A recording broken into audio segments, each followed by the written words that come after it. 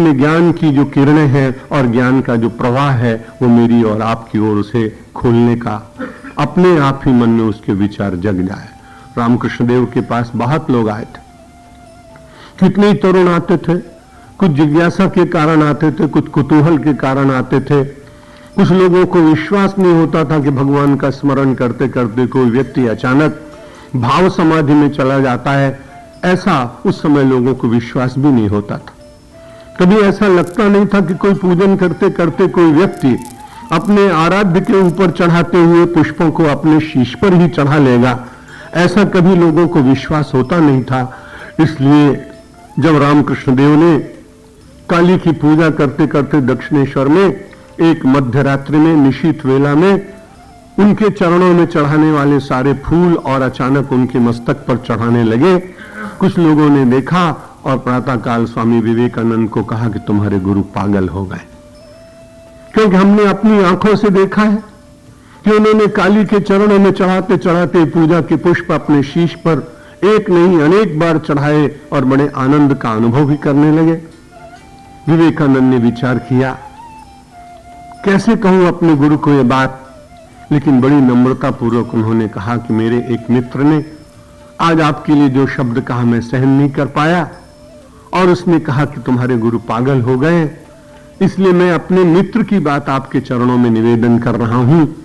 रामकृष्ण देव ने कहा, परमात्मा करे ये पागलपन तुझे भी जीवन में कभी आ जाए, जब जीव ही अपने को ब्रह्म मानकर अपने पुष्प अपने ऊपर चढ़ाने लगे। ऐसे लोग इस देश में हुए और उसके बाद स्वामी विवेकानंद के ऊपर उनकी कृपा का अवतरण हुआ है।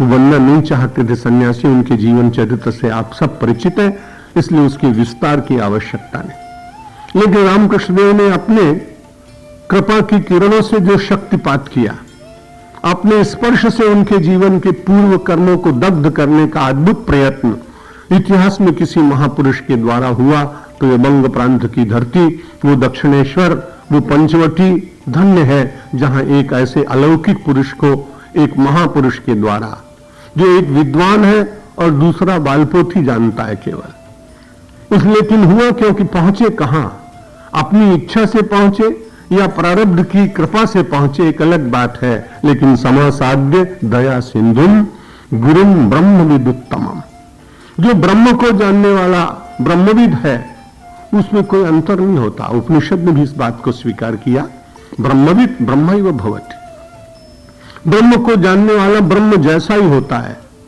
लेकिन उसमें दंभ नहीं होना चाहिए, उसकी अपनी इच्छा नहीं होनी चाहिए कि लोग मुझको ब्रह्म की तरह से माने।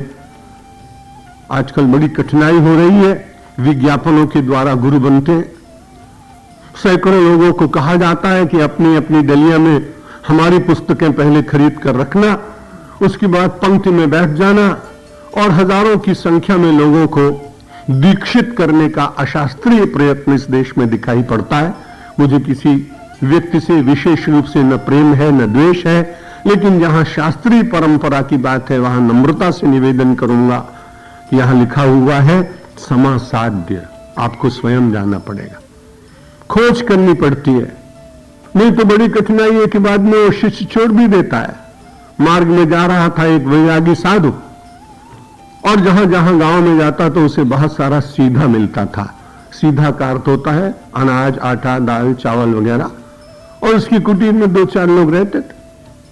अब उसको आवश्यकता पड़ी कि कोई व्यक्ति मिल जाए तो इस सब उठाने में मेरी मदद करेगा, तो कोई भोला सा एक आदमी मिल गया, तो उसके कंठ में उसने एक छोटी सी कंठी बांध दी और उसने कहा तुम मेरे शिष्य हो गए। बड़ा प्रसन्न हुआ। जहां जहां जाता बहुत अच्छा भोजन नहीं मिलता, क्योंकि एक ही दिन के लिए तो जाता था वो महात्मा, इसलिए लोग बड़ी श्रद्धा से उसे जिमा देते थे। लेकिन सामान बढ़ता गया, सामान बढ़ता गया, बेचारा लादते लादते बहुत थक गया। वो रोज प्रातःकाल कहता कुछ ज्ञान ध्यान की बात बताइए, कुछ स्वाध्याय कराइए, कुछ आत्मकल्याण का मार्ग बताइए, लेकिन उस वैरागी साधु ने उसको कुछ बताया नहीं।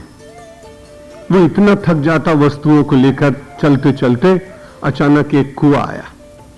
घटना सत्य होगी कि नहीं मालूम नहीं, पढ़ी थी मैंने। जब वो कुआं आया तो उसके बाद में तुरंत उस शिष्य ने अपने गले की कंठी खोली और कंठी खोलने के बाद में वहां कोई एक ऊंट चर रहा था और उस ऊंट के कंठ में वो कंठी बांध दी।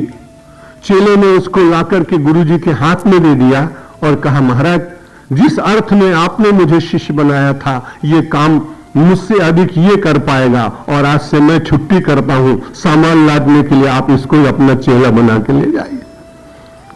लोभी गुरु और लालची चेला तो पड़ा नरक में ठेलम ठेला, स्वर्ग तक तो पहुंचता ही नहीं, नरक में ठेलम ठेला शुरू हो जाता है।